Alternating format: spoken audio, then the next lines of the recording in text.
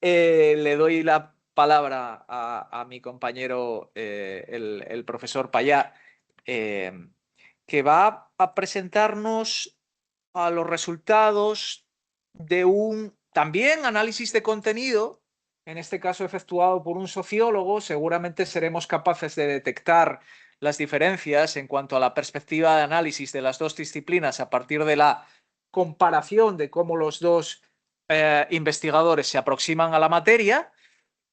Y nada, Raúl, cuando quieras. Buenas tardes a todos y a todas. En primer lugar, dar las gracias a Luis y a Ana Rosa por hacerme parte del proyecto de investigación, por haberme invitado esta tarde a estar aquí con todos vosotros. También a mis compañeros de Sociología de aquí de la Universidad de Oviedo. Como sabéis, pues considero esta universidad como mi segunda casa, podríamos decirlo.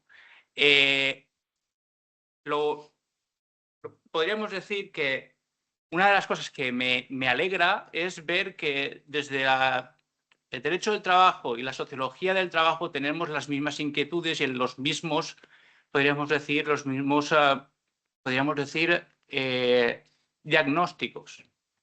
La parte negativa de esto es ver que en las dos disciplinas podemos decir que la digitalización de la economía lo que está produciendo es una intensificación nunca vista. Una intensificación tanto en tiempos como en ritmos de producción. Y es una cuestión que a los sociólogos del trabajo nos preocupa muchísimo.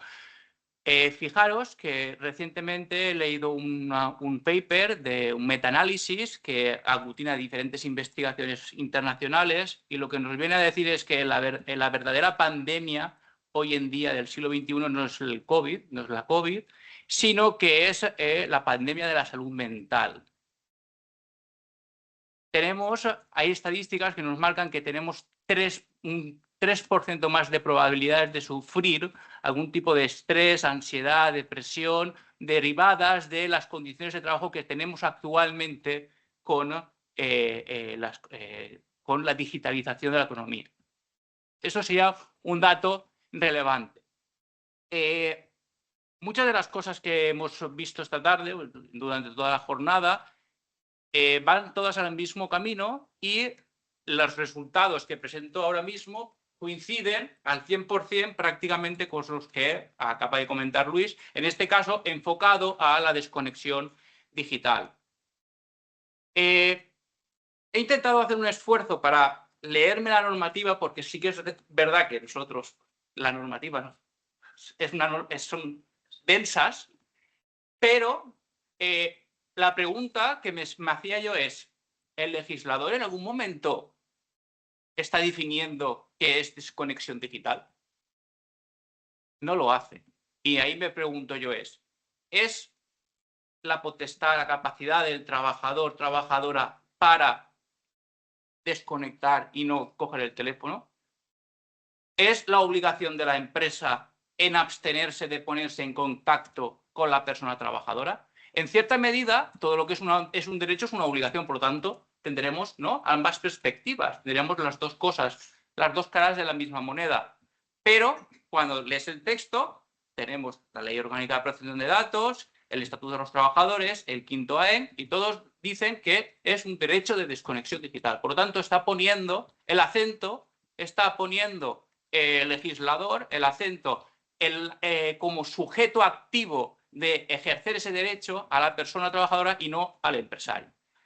De hecho, una de las cosas que a mí me preocupan es lo que pactan en el quinto AEM.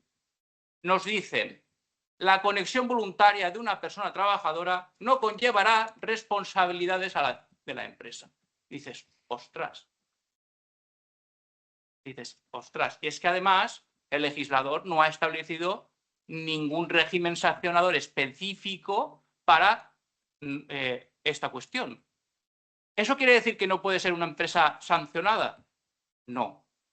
Desde el punto de vista, desde la salud laboral que hemos estado viendo, bueno, el artículo 14 de la Ley de Prevención nos dice que tenemos que garantizar, ¿no?, el derecho a o establecer de alguna manera la empresa tiene la obligación de controlar al trabajador, ¿no?, de alguna manera, vigilar que el trabajador, de alguna manera, no se autoexplote. Hemos estado viendo que y muchas veces ponemos el tema de los riders, ponemos de trabajadores manuales, ejemplos de trabajadores manuales con la economía digital, pero ¿y los trabajos intelectuales? ¿Y los trabajadores cualificados? Aquí tenemos lo que hemos visto muchas veces, lo que en sociología del trabajo conocemos, lo que es la paradoja de la autoexplotación, la paradoja de la autonomía. Tenemos mucha autonomía, mucha flexibilidad, pero al final estamos hiperconectados todo el día. Entonces, mi pregunta es, ante esa situación, ¿el empresario no tiene ninguna responsabilidad de hacer cortar al trabajador obligatoriamente? Entonces, ahí es una de las cosas que vamos a tratar de ver en los convenios colectivos que hemos ido analizando. La última aportación jurídica, podríamos decir que es el anteproyecto de ley de la reducción de jornada de trabajo, que nos dice que es un derecho irrenunciable. ¿Aporta alguna cosa novedosa? El artículo 3.5, ¿no?, del estatuto. Entonces, no aporta ninguna novedad al respecto. ¿Qué es lo que hace el legislador? Lo que acaba de decir Luis, pasarle la pelota a la negociación colectiva. ¿La negociación colectiva es el mejor mecanismo para regular derechos colectivos? Sí, es el mejor mecanismo. Ahora bien, ahora veremos que con las condiciones que tenemos a día de hoy, pues es insuficiente y se necesita una acción protectora por parte, desde mi punto de vista, más fuerte del legislador. Entonces, vemos que el artículo 88.1 establece un derecho de desconexión y remite para el ejercicio de las modalidades del derecho a la negociación colectiva. Y después tenemos el tema de los protocolos de empresa, que a mí, leyendo un poco doctrina de diferentes autores, me llama a mí la atención, y es que prácticamente me da la sensación que lo está equiparando o lo está estableciendo dentro de lo que serían las cuestiones relacionadas con la evaluación de riesgos. De fatiga informática, lo pone aquí. Entonces, el protocolo interno de la empresa no sustituye ni en ningún momento a la negociación colectiva. De hecho, dice, previa audiencia de los representantes de los trabajadores. Eso es participación pasiva, información y consulta. ¿Dónde está la gobernanza? No existe.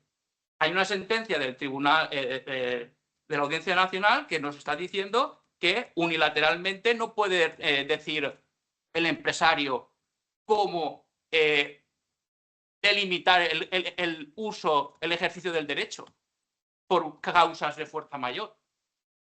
Entonces, evidentemente, se le está dando protagonismo a la negociación colectiva. Habida cuenta de esto, hemos hecho una aproximación, un análisis similar al que ha hecho Luis, en este caso en desconexión digital. Tenemos 239 convenios colectivos y hemos utilizado el programa informático Atlas-T. El Atlas-T es un programa informático que gastamos mucho en sociología para hacer análisis de discursos, para ver qué tendencias hay sobre ciertos aspectos, ¿vale?, en la sociedad. Y lo que hemos hecho es analizarlo cuantitativamente y cualitativamente estos 239 convenios colectivos. La primera fase es una fase deductiva, cuantitativa deductiva. ¿Eso qué quiere decir? Vamos a comprobar entre todos los textos que hay, todos los convenios colectivos que hay, cuántos citan al menos la palabra desconexión digital. Y después, en segundas fases, en segunda y en tercera fase, lo que vamos a hacer es analizarlo cualitativamente. Eso es lo que hemos realizado en esta investigación. Resultados desoladores. Solo el 35,98% de la muestra de los convenios colectivos mencionan desconexión digital. Solo el 36%. Dentro de estos 86 hay 150 cláusulas convencionales. Pero es que cuando ves un poco cualitativamente qué es lo que hacen, simplemente es, en muchas ocasiones, decir, tienen derecho a la desconexión digital y ya está. Por lo tanto, hay que reducir la muestra. Y hay que decir, buenas prácticas no reguláis. Por lo tanto, si no reguláis buenas prácticas, no nos sirve. Porque para eso ya está la ley. Nos quedamos con el 20,5%. Eso ya, con ese dato, ya tenemos suficiente para decir que la autorregulación colectiva no está funcionando. Por los motivos que sean. Porque tenemos un modelo de corporativismo débil, en la cual es difícil llegar a acuerdos entre las partes, por desconocimiento por parte de las partes negociadoras, u otros. Pero la realidad es que no está ejerciendo la función que debería. Este es el resultado del análisis. Es un diagrama Sankey, es una tabla de concurrencias, en el cual lo que nos permite es ver cómo se están realmente regulando los convenios colectivos y qué está diciendo cada uno de ellos. Lo he dividido en cinco grandes apartados: la codificación secundaria y la terciaria, con 18 apartados. Y hemos ido desgranando poco a poco los convenios colectivos a ver qué estaban diciendo. Y ahora vamos al resultado de los análisis cualitativos. No se ve, ya os adelanto que no se ve, pero en el paper, en el artículo, cuando salga, se podrá leer perfectamente. Aquí yo lo estoy viendo perfectamente. Y la primera dimensión que hemos medido, estudiado, es si los convenios colectivos están regulándolo como un derecho o como una obligación. La mayoría, como el quinto AEN, como la legislación, un derecho. Ahora bien, hay 6 o 7 que establecen una obligación de abstención de la empresa. Y a mí me ha encantado el de TECA, de Valencia y Madrid. ¿Qué dice? Dice, el empleador se abstendrá de ponerse en contacto con el trabajador fuera de la jornada de trabajo o próxima a la finalización de la jornada de trabajo. Claro, ¿cuántas veces pasa que 5 minutos antes de que llegue las 7 te llaman por teléfono y supones estar trabajando 2 horas más? Entonces, a mí me parece muy interesante ese tipo de cláusulas.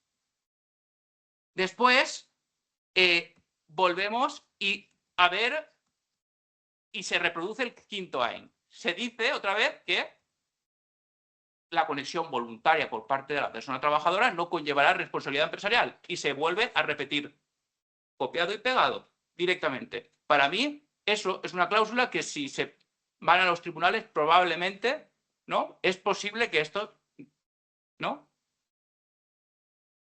No lo sé. No pasa res. Mira, a raíz de eso, una pregunta que quería lanzar, y es simplemente, y continúo, es ¿por qué no hay una directiva específica de riesgos psicosociales? Yo creo que es por miedo. Creo que es porque va juntamente los riesgos psicosociales a la organización del trabajo, y si tocas la organización del trabajo, las empresas, Entonces, yo quiero que a ver si a alguien se le ocurre otra cosa. Bien. Por tanto, al final hay poco de obligación y mucho de derecho de parte del trabajador. Después, modalidades de ejercicio del derecho. Vale, aquí lo que hay es muchos convenios colectivos o algunos convenios colectivos que lo que nos vienen a decir es que, bueno, que como los directivos y puestos de mando son importantes, no tienen el derecho a hacer la desconexión digital y por lo tanto tendrán una retribución compensatoria. Y vuelvo a lo mismo. Entonces, ¿puede estar un directivo que cobre 100.000 euros las 24 horas conectado? Vuelvo a lanzar esa pregunta. Es decir, ¿jurídicamente eso es posible? Yo, la verdad es que es como el tema de el plus por toxicidad de toda la vida. Es decir, ¿cambias salud por dinero? Pregunto. Después, cuando hacen referencia al trabajo a tiempo parcial, teletrabajo, lo mencionan que los trabajadores teletrabajadores y trabajadores a tiempo parcial tienen el mismo derecho que los trabajadores que trabajan a jornada completa. No dicen más. Entonces, ahí no entro. Y otra de las cosas típicas es las medidas de urgencia que limitan el uso del ejercicio de derecho. Muchas, en algunos convenios colectivos, se limita la capacidad de desconectar por parte del trabajador en cuestiones de medidas de urgencia. Vale. ¿Qué pasa? Que la mayoría no dicen cuáles son esas medidas de urgencia. No definen qué son las medidas de urgencia. Y aquí, de nuevo, la misma sentencia antes que os comentaba anteriormente hace alusión a lo mismo. Es decir, regular y decir qué son medidas urgentes. ¿No? Es decir, ¿qué es? Hay 2 convenios colectivos que establecen cuáles son esas medidas de urgencia. 2 de todos los que hemos analizado.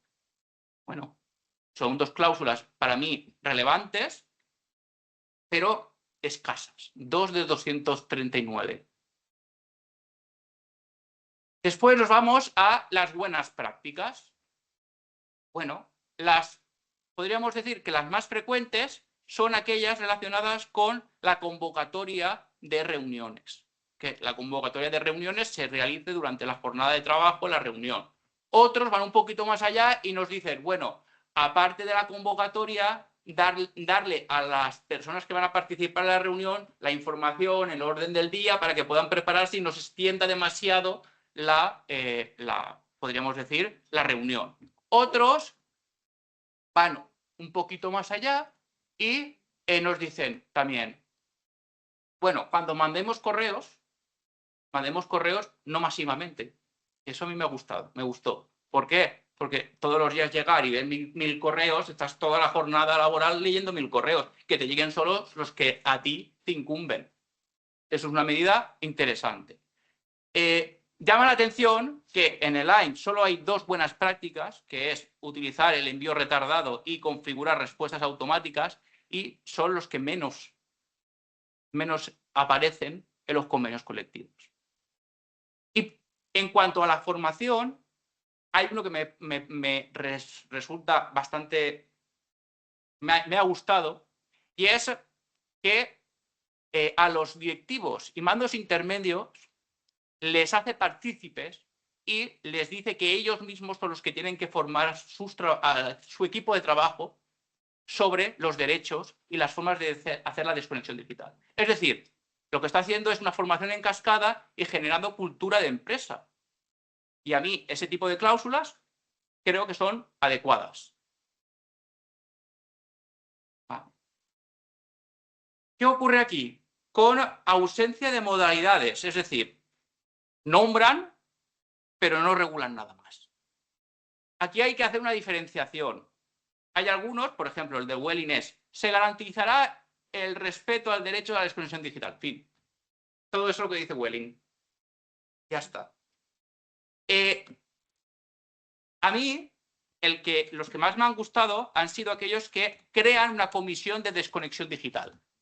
Y dicen en el propio convenio, esto es un tema peliagudo, es difícil y para no retrasar la negociación colectiva y aprobar el convenio colectivo, vamos a generar una comisión y a partir de ahí vamos a negociarlo porque esto tiene... Entonces, aunque no hayan regulado buenas prácticas, por lo menos han creado una comisión.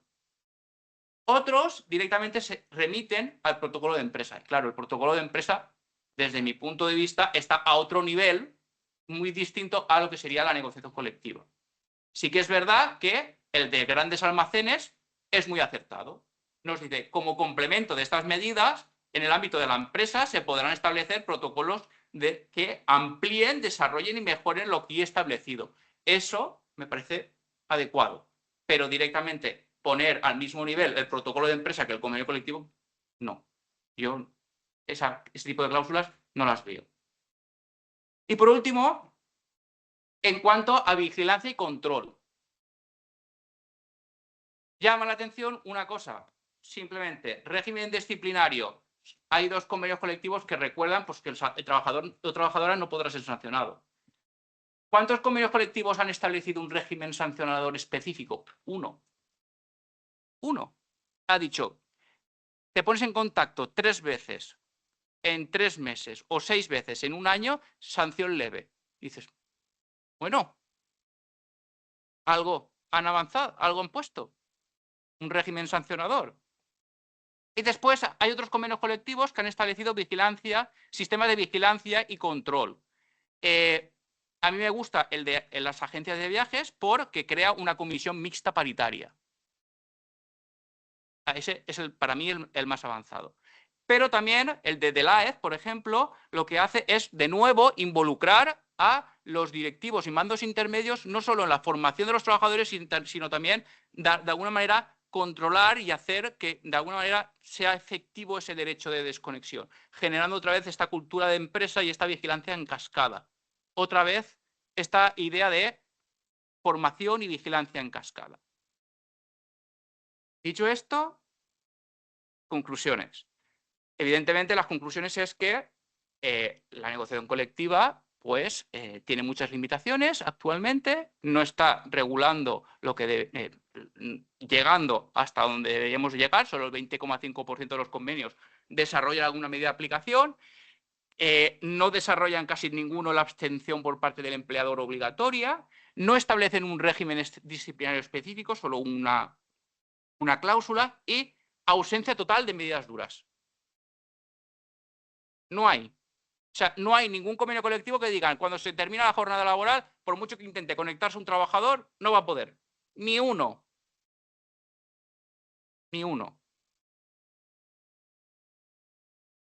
Propuestas, pues me atrevería a hacer propuestas. Y las propuestas es que el propio legislador estableciera, al menos guiara, con lo que estaba diciendo Luis, guiara estableciendo medidas supletorias, subsidiarias, estableciendo contenido mínimo obligatorio de los convenios colectivos, alguna cosa que guíe, por lo menos, a los actores sociales y que establezcan un mínimo.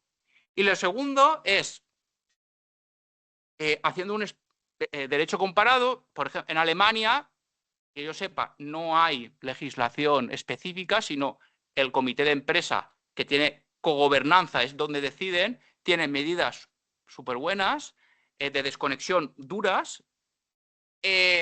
Por lo tanto, la autorregulación colectiva es muy importante y es la medida más eficaz, pero igual que digo eso, digo que si tenemos un modelo de corporativismo débil, el legislador debería de tutelar y proteger a las personas trabajadoras. ¿Por qué? Estamos hablando de derechos de salud, de vida, que es lo que estabais diciendo antes.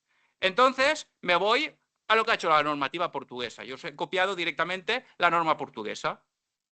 La norma portuguesa, artículo 199. Deber de abstención de contacto. Constituye una infracción grave por parte del empleador. Claro, aquí ya he puesto el acento al empleador. Un modelo de relaciones laborales comparable al español en cuanto a ese nivel débil del corporativismo. Y con eso termino la presentación.